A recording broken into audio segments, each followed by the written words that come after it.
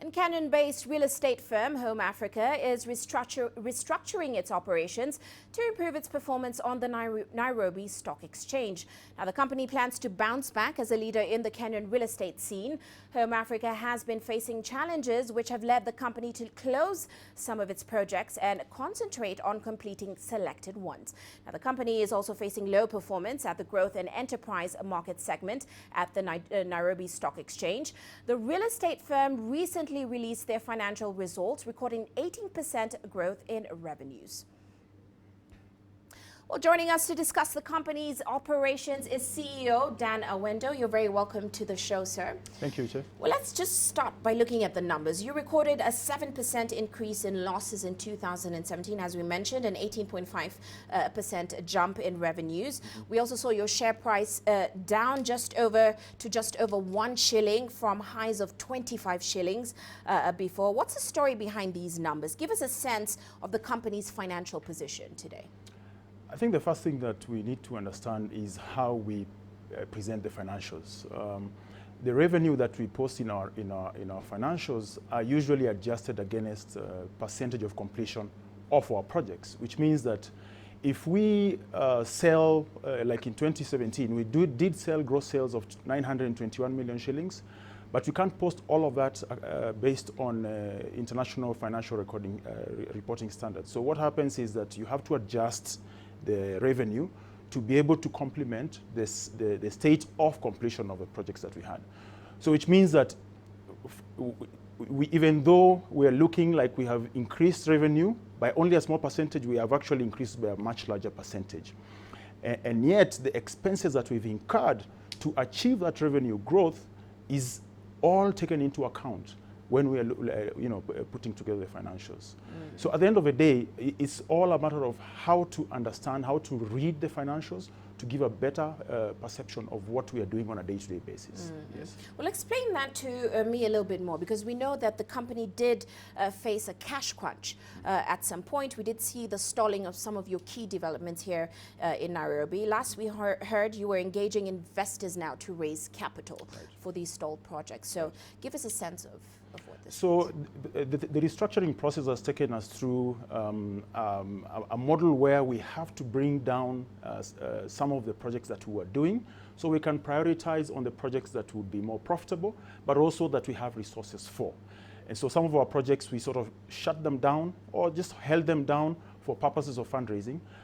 But we're going to go back to them once the primary project that we are focusing on now is completed. At the end of the day, it is about how you create value for the stakeholders of the company. And the first thing you do really is concentrate on the projects that creates the most value. And that's what we're doing. So we went into Migaa, which is our largest and to date most profitable project. And that is going to take a lot of our resources over the next couple of years before we move back to the other projects. Now, our expectation is that down the road, like all real estate projects, most of the profits comes towards the end, not at the beginning. And so at the beginning, even our prices on the stock exchange is being affected by the fact that we are posting annual losses, and yet the profits are sitting in a balance sheet, and that will come through down the road. So my expectation is that long-term investors will reap the benefits of investing in the company. Short-term investors will always have a problem. Now, your company has been implementing a turnaround plan over the last 2 years. Give us certainly an update on this plan and how you're seeing the trends in Kenya's real estate market impacting your business. Right. So the restructuring is taking us through 3 main areas. Number one is changing the governance structure, which means reviewing the board, looking at the skills at the board, looking at the board instruments, looking at the board structure, and ensuring that we have a team at the board level that can really help us move the company to another level. The other side of governance is management, just looking at removing all the silos that we had in the company before, creating a very robust performance-based organization. And that is a key part of what we are doing. The second area is looking at our business model. liquidity in a company that is struggling is always a matter of concern. And so what we've done over the last 2 years and what we're probably going to do over the next 2 years is focus on generating liquidity that help us meet day-to-day obligations, but also help us to invest in the new projects that we are looking to invest in. And then finally, looking at the shareholder value. Remember, shareholders have lost a significant amount of value over the last couple of years. We know that that value has not actually gotten lost. That value continues to sit in the balance sheet of a company. So our expectation is to get people to understand our financials, see the value that is sitting in the accounts, see the value that is sitting in the business, and wait on for us to complete our projects so they can reap the profits that they are there. Now, in terms of some of the new projects you'll be looking at going forward, we have heard that the government is planning to build 500,000 new homes, decent low-cost houses, they call it, by 2022. Right. How will this play into the property development market, the real estate market, going forward? And do you plan to get in on this? So that plan is very ambitious. We think it's a fantastic plan for this country. We believe that a push of 500,000 houses into the economy is first of all going to start stabilizing some of the prices that we have seen have been going up over the last few years.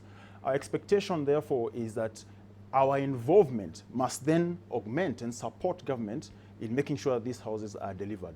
We feel that we want to first be very clear the actual sector that we want to play within the value chain that is being looked at through by government.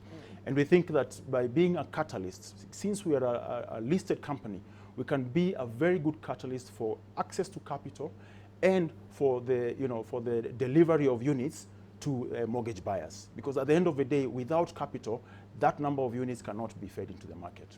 Well, we'd love to continue the discussion, but many thanks for joining us in the studio. Of course, that's Dan Awendo, CEO of Home Africa.